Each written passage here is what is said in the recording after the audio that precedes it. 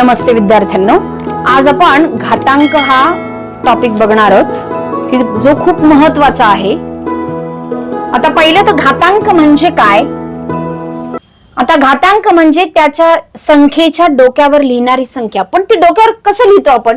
Suppose मी असं म्हटलं मला 2चा 4 वेळा गुणाकार करायचा आहे, म्हणजे 2 गुणिले 2 गुणिले 2 मी असं लिहिणं. याच्यापेक्षा जर मी असं म्हटलं 2चा मला 4 वेळा गुणाकार करायचा आहे, म्हणजे मी खाली 2 लिहिणार आहे आणि जितक्या वेळा गुणाकार करायचा ते डोक्यावर लिहिणारे 4. मग ज्याचा गुणाकार करते मी त्याला म्हणतात पाया आणि जे डोक्यावरची संख्या असते त्याला म्हणतात घातांक. काय म्हणतात त्याला? घातांक. म्हणजे पाया आणि डोक्यावरचा घातांक. आता पाया समान असेल तर आपल्याला कोणते नियम वापरावे लागतात तर ते आपल्याला इथे बघायचे. आता पहिला नियम आहे, 2 संख्यांचा गुणाकार असेल आणि मध्ये जर गुणाकाराचं चिन्ह असेल तर काय त्यांची होते बेरीज. म्हणजे जर a चा घातांक m गुणिले a चा घातांक n बरोबर, इथे बघा पाया समान आहे. पाया समान असेल, मध्ये गुणाकाराचं चिन्ह असेल तर घातांकाची बेरीज होते. काय होते? पाया समान, मध्ये गुणाकाराचं चिन्ह आहे तर होते बेरीज. दुसरा नियम आहे, जर मध्ये भागाकाराचं चिन्ह असेल तर होते घातांकाची वजाबाकी. जर 2 संख्यांचा गुणाकार असेल, 2 वेगळ्या संख्या असतील पण त्या दोघांचा घातांक जर सारखा असेल तर तो घातांक या पहिल्या संख्येलाही आपण लागू होतो, दुसऱ्या संख्येलाही लागू होतो. म्हणजेच काय, a गुणिले b चा घातांक जर m असेल तर a चा घातांकही m आहे गुणिले b चा घातांकही m आहे. जर भागाकार असेल तर तसंच करणारे, जर a चा घातांक m होणार भागिले b चा घातांक m. म्हणजेच काय, जर पूर्ण कंसाच्या डोक्यावर जर घातांक असेल तर त्या जेवढ्या संख्या असतात त्या सर्व संख्यांचा तो घातांक करावा लागतो. 5वा नियम आहे घाताचा घात. आता इथे 2 वेळा घातांक लिहिला मी, a चा घातांक m त्याचा परत घातांक n असं जर असेल त्याला म्हणतात घाताचा घात. तर होते त्याचा गुणाकार. म्हणजे a चा घातांक m गुणिले n म्हणजे a चा घातांक होतो mn. नंतर कोणत्याही संख्येचा घातांक जर 0 असेल तर त्याचं उत्तर नेहमी 1च येतं. आता जर घातांक वजा असेल तर धन करताना अंशाची संख्या छेदाला जाते आणि छेदाची संख्या अंशाला जाते. आता इथे बघा, a चा घातांक वजा m दिलाय तर मला तो घातांक वजा आहे, तो मला धन करायचा असेल तर मला ही जी a संख्या आहे ती मला कुठे घेऊन जावं लागेल? छेदाला. म्हणजेच 1 भागिले a चा घातांक m. कारण इथं छेदाला काही नाही म्हणजे 1 असतो आणि 1 या संख्येचा कितीही घातांक असला तरी त्याचं उत्तर काय येतं? 1च येतं. आता या नियमावर आधारित आपण इकडं उदाहरणं बघणार आहोत. आता पहिलं उदाहरण आहे 3 चा घातांक 2 गुणिले 3 चा घातांक वजा 3 बरोबर किती. पहिलं तर चेक करायचंय आपल्याला, पाया समान आहे का? आहे. दुसरं चेक करायचंय मध्ये चिन्ह कोणतं आहे? गुणाकाराचे. म्हणजे आपल्याला कोणता नियम वापरावा लागेल? पहिला a रेस टू m गुणिले a रेस टू n बरोबर a चा घातांक m अधिक n. मग इथं पाया आहे 3, घातांक आहे 2, त्यांची होते बेरीज. पहिलं चिन्ह द्यायचं आणि मग बघायचं इकडे वजा 3. मग आता होणार आहे 3 चा घातांक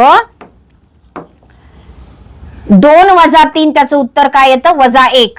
मग आता कधी कधी पर्यायात हे 3 चा घातांक वजा 1 नसणार आहे. मग आता आपल्याला परत एक नियम वापरावा लागतो. जर संख्येचा घातांक धन करायचा असेल तर त्याला आपल्याला घेऊन जावं लागतं छेदाला. म्हणजेच काय होणार याचं उत्तर? 1/3. कारण इथं 3 चा घातांक वजा 1 त्याचा छेद काही नाही म्हणजे 1 असतो. म्हणजे एकाला वर घेऊन जायचंय, 3ला खाली घेऊन यायचंय. म्हणजे 3 चा घातांक वजा 1 म्हणजेच उत्तर काय आलं? 1/3. म्हणजेच 3 चा घातांक 2 गुणिले 3 चा घातांक वजा 3 बरोबर उत्तर आलं तुमचं 1/3. समजलं? आता दुसरं उदाहरण आहे 2/4 चा घातांक 3 भागिले 2/4 चा घातांक 3. आता हे जो घातांक तुम्ही म्हणाल तर घातांक हे सर्व संख्यांना लागू होतात. परिमेय संख्या, अपरिमेय संख्या, पूर्णांक संख्या, नैसर्गिक संख्या सर्व संख्यांना लागू होतात. हे आपण बघितलं पूर्णांक संख्या 2/4 ही आहे परिमेय संख्या आहे. मग परिमेय संख्यांमध्ये मध्ये भागाकाराचं चिन्ह आहे, भागाकाराचं चिन्ह आहे. मी सांगितलं पहिलं शोधायचे पाया समान आहे का? आहे. मध्ये आहे भागाकाराचं चिन्ह, म्हणजे हा नियम आपल्याला वापरायचा, ए चा घातांक यम भागिले ए चा घातांक एन. आता पाया तुमचा आहे 2/4, तो मी एकदाच लिहिला. आता परिमेय संख्या आहे म्हणून त्या संख्येला नेहमी कंस टाकायचा आहे, नाही तर गडबडीत काय होतं, 2च्या डोक्यावर लिहिता 4 तसाच राहून जातो, तसं चालत नाही. तर 2/4 पूर्ण ब्रॅकेट मध्ये लिहायचे, भागाकार आहे म्हणून त्यांच्या घातांकाची होते वजाबाकी, म्हणजेच काय आलं 2/4 त्याचा घातांक 3 वजा 3 0, म्हणजे त्याचं उत्तर आलं 1. इथे आपण परत एक नियम वापरला, कोणत्याही संख्येचा घातांक जर 0 असेल तर उत्तर काय येतं 1. समजलं. आता तिसरं, 5चा घातांक वजा 4. इथं बघितलं आपण, वजा घातांक असेल तर नेहमी त्याला धन करायचा. मग धन कसं करायचा, हा नियम त्याच्यासाठी वापरायचा आहे. ए चा घातांक वजा यम बरोबर 1/ए चा घातांक यम, म्हणजे 5/4 बरोबर त्याचं उत्तर काय येणार आहे 1/5चा घातांक 4. मग आता पर्याय जर 5चा 4 वेळा गुणाकार करायचा म्हणजेच काय येणार आहे उत्तर त्याचं 5 5 25 5 1,600 आणि गुणिले 625, म्हणजे उत्तर आलं तुमचं 1/625. पर्याय तुम्हाला असाही देतील असाही देतील. आता खालचे 1/2चा घातांक वजा 4. आता हे याच्या एकदम अपोजिट आहे, इथं काय होतं अंशाला होतं, इथं छेदाला आहे, म्हणजे याचं उत्तर काय येईल रे. मग जर 1/2चा घातांक वजा 4 असेल तर आपल्याला वजा 4 घातांक नाही करता येत, आपल्याला नेहमी घातांक धन करूनच मग सोडवायचे. मग धन करायचं असेल तर ही छेदाची संख्या जाते अंशाला, म्हणजे याचं उत्तर आलं 2चा घातांक 4, म्हणजेच 2 दुनी 4 दुनी 8 दुनी 16, उत्तर आलं तुमचं 16. समजलं. आता 5वं, 27चा घातांक 1/3. आता 27चा घातांक 1/3. आता पहिलं 1/3चा अर्थ काय, 1/3चा अर्थ आहे तिसरं मूळ. आता ते मूळ वर्ग आणि वर्गमूळ, घन आणि घनमूळ मध्ये जाऊ. आता 27 आहे, 27 ही संख्या तुम्ही 3च्या रूपात लिहू शकता की नाही रे. 27 याचा अर्थ असतो 3चा घन, हे माहिती आहे तुम्हाला. म्हणजेच काय लिहिता तुम्ही 3च्या डोक्यावर 3. मग हे 27च्या ऐवजी मी 3चा घातांक 3 लिहिलं तर काही बिघडणार आहे का त्याचं, नाही. मग 27 म्हणजे जरा 3चा घातांक 3, त्याचा परत घातांक केला 1/3. मग आता घाताचा घात हा नियम आपल्याला वापरायचा आहे, म्हणजे 3चा घातांक 3 गुणिले 1/3, या 3ला हा 3 जाणार आहे, 3चा घातांक 1, उत्तर आलं 3. म्हणजे 27चा घातांक 1/3 बरोबर उत्तर आलं 3.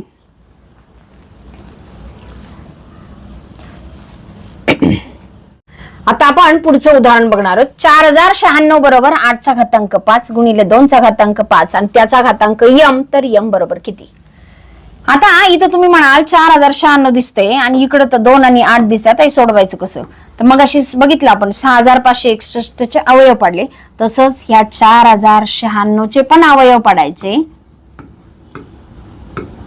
आता इथे जर तुम्ही म्हणाल तर या 8ला तुम्ही 2च्या रूपात लिहू शकता की नाही.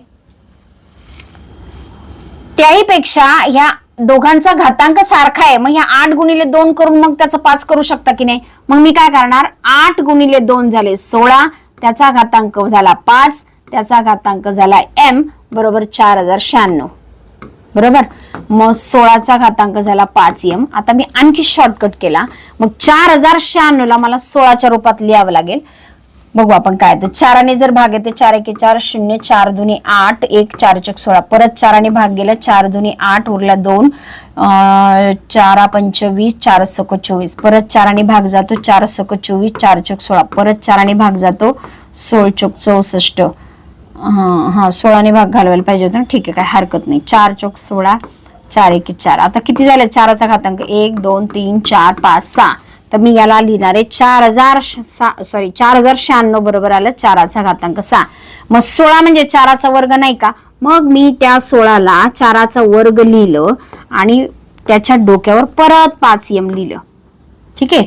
मग 4चा घातांक 6 बरोबर, आता इथे झालं घाताचा घात, म्हणजेच या दोनाने 5m ला गुणायचे, 5 दुने 10m झाले.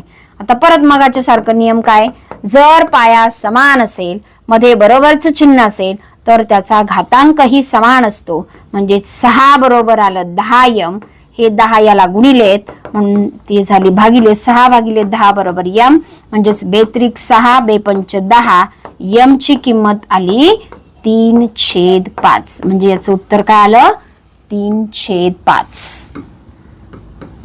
समजलं? म्हणजे अशी उदाहरणं सोडवताना पहिले त्याचे अवयव पाडायचे. आता इथे तुम्ही त्याला 2च्या रूपातही करू शकला असता, 16च्या रूपातही करू शकला असता. ठीक आहे. आता आपण हे सर्वात शेवटचं आणि अवघड उदाहरण बघणार आहोत.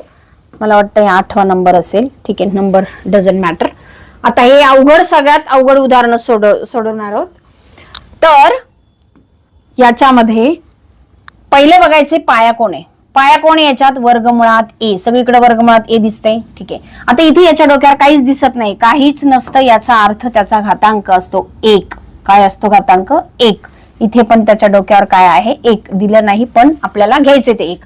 आता इथे मध्ये गुणाकाराचं चिन्ह आहे. जर बेरीज वजाबाकी असेल तर याच्यातला कुठलाही नियम वापरता येत नाही. नाही तर तुम्ही म्हणाल हे सगळं वर्गमुळात हे दिसतंय 5/9, 4/9 यांची बेरीज करायची आणि त्याच्यात 1 मिळवायचा नाही. जर मध्ये गुणाकार किंवा भागाकार असेल तरच आपण यापैकी नियम वापरू शकतो. त्यामुळे डोळ्यात तेल घालून बघायचे मध्ये चिन्ह कोणतं येतं. इथं गुणाकाराचं चिन्ह आहे, तर मी काय करणार आहे? पाया आहे तिथे वर्गमुळात ए. बरोबर. आता याचा घातांक आहे 5/9 आणि याचा घातांक आहे 4/9. या दोघांची काय होणार आहे? बेरीज होणार आहे. आणि हे 2 वर्गमुळात ए मी तसंच ठेवणार आहे. खाली 3 वर्गमुळात ए. आता सगळ्याचा घातांक खाली 1 आहे, त्यामुळे मी आता काही ब्रॅकेट टाकत नाही. 3 वर्गमुळात ए वजा 2 वर्गमुळात ए. बरोबर. आता इथे काय झालं? 5 आणि 4 9, 9/9. उत्तर काय आलं तुमचं? 1 आलं. वर्गमुळात ए त्याचा घातांक आला 1 अधिक 2 वर्गमुळात ए भागिले 3 वर्गमुळात ए वजा 2 वर्गमुळात ए. आता बघा इथे ब्रॅकेट काही सारखी दिसत नाही, पण ही वर्गमुळात जेव्हा संख्या असते तेव्हा ती अपरिमेय संख्या असते. ह्या वर्गमुळात ए च्या बाहेर काही नाही, म्हणजे इथे 1 आपल्याला धरायचा असतो. मग अशा परिमेय आणि अपरिमेय संख्यांची बेरीज करताना पहिले जी पूर्ण संख्या आहे 2 आणि 1 त्यांची बेरीज करायची आणि हा वर्गमुळात ए तसाच लिहायचा आहे. म्हणजे वरच्याचं उत्तर आलं 3 वर्गमुळात ए. खाली बघा 3 वजा 2 करायचं, उत्तर आलं 1 आणि ह्या वर्गमुळात ए तसाच लिहिला. वर्गमुळात एला वर्गमुळात ए गेलं 3/1 म्हणजेच तुमचं उत्तर आलं 3. म्हणजे या सर्वांचं उत्तर आलं तुमचं 3. तर अशी बऱ्याच प्रकारची उदाहरणे यशोदीपच्या पुस्तकात दिलेली आहेत. व्हिडिओ पाहिला बरोबर सोडवायला बसा आणि भरपूर उदाहरणं सोडवा. पुस्तकं मागवण्यासाठी खालील नंबरवर संपर्क करून पोस्टाने पुस्तकं मागवा आणि यशोदीप चॅनेलला सबस्क्राईब करा. थँक्यू.